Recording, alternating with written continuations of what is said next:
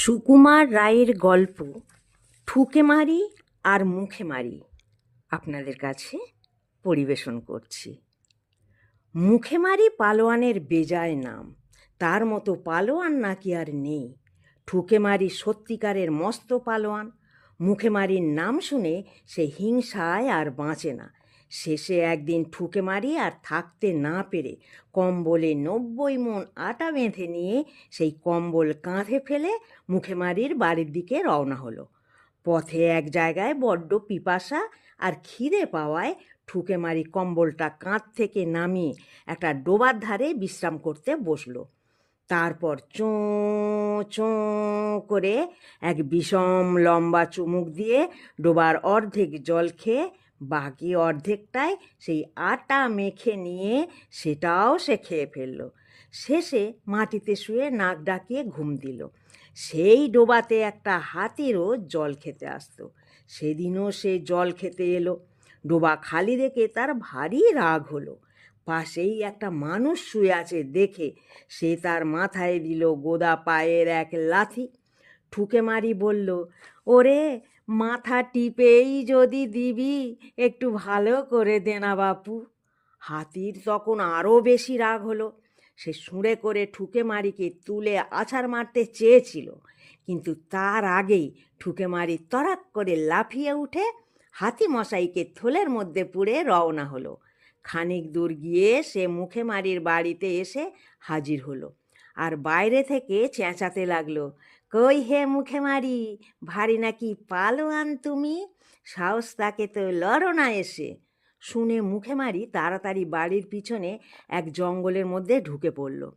মুখে মারির বউ বলল, কর্তা আজ বাড়ি নেই, কোথায় যেন পাহাড় ঠেলতে গিয়েছেন। ঠুকে মারি বলল, এটা তাকে দিয়ে বলো যে এর মালিক তার সঙ্গে লড়তে চায়। এই বলে সে হাতিটাকে ছুঁড়ে তাদের উঠোনে ফেলে দিল।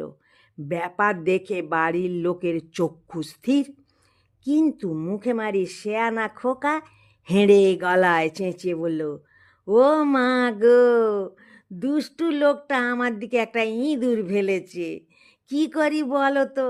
তার মা বলল, কিছু ভয় নেই, তোর বাবা এসে ওকে উচিত শিক্ষা দেবেন। এখন ইঁদুরটাকে ঝাঁট দিয়ে ফেলে দাও। এই কথা বলা মাত্র ঝাঁটার ঝটপট শব্দ হলো আর ছেলেটা বলল, ওই যা, ইঁদুরটা নর্দমায় পড়ে গেল। ঠুকে মারি ভাবল, যার খোকা এরকম সে নিশ্চয়ই আমার উপযুক্ত জুড়ি হবে। বাড়ির সামনে একটা তাল গাছ ছিল, সেইটা উপড়ে নিয়ে ঠুকে মারি হেঁকে বলল, ওরে খোকা, তোর বাবাকে বলিস যে আমার একটা ছড়ির দরকার ছিল, তাই এটা নিয়ে চললাম। খোকা তৎক্ষণাৎ বলে উঠল, ও মা, দেখেছ, ওই দুষ্টু লোকটা বাবার খড়কে কাটি নিয়ে পালিয়ে গেল। খড়কে কাটি শুনে ঠুকে মারি চোখ দুটো আলুর মতো বড় হয়ে উঠল। সে ভাবল, দরকার নেই বাপু ওসব লোকের সঙ্গে ঝগড়া করে। সে তখনই হনহন করে সে গ্রাম ছেড়ে নিজের গ্রামে পালিয়ে গেল। মুখে মারি বাড়ি এসে ছেলেকে জিজ্ঞাসা করলো, কী রে, লোকটা গেল কই? খোকা বলল, সে ওই তাল গাছটা নিয়ে পালিয়ে গেল। তুই তাকে কিছু বললি না? নিয়ে গেল, তা আমি আর তাকে কি বলবো? এই কথা শুনে মুখে মারির ভয়ানক রাগ হলো। বলল, হতভাগা, তুই আমার ছেলে হয়ে আমার নাম ডোবালি?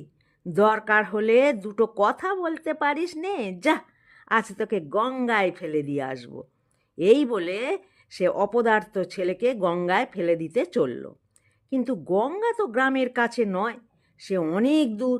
মুখে মারি হাঁটছে হাঁটছে আর ভাবছে, ছেলেটা যখন কান্নাকাটি করবে তখন তাকে বলবে, আচ্ছা এবার তোকে ছেড়ে দিলাম। কিন্তু ছেলেটা কাঁদেও না, কিছু বলেও না, সে বেশ আরামে কাঁধে চড়ে গঙ্গায় চলেছে। তখন মুখে মারি তাকে ভয় দেখিয়ে বলল, আর দেরি নেই, এই গঙ্গায় সে পড়ল বলে। ছেলেটা চট করে বলে উঠল, হ্যাঁ বাবা, বড্ড জলের ছিটা লাগছে। শুনে মুখে মারি চক্ষু স্থির। সে তখনই ছেলেকে কাঁধ থেকে নামিয়ে বলল, শিগগির বল, সত্যি করে, লোকটাকে তুই কিছু বলেছিস কি না? ছেলে বলল, ওকে তো আমি কিছু বলিনি। আমি মাকে চেঁচিয়ে বললাম, দুষ্টু লোকটা বাবার খড়কে কাঠি নিয়ে পালিয়ে গেল। মুখে মারি এক গাল হেসে তার পিঠ থাবড়ে বলল, সাবাস ছেলে, বাপ কা বেটা।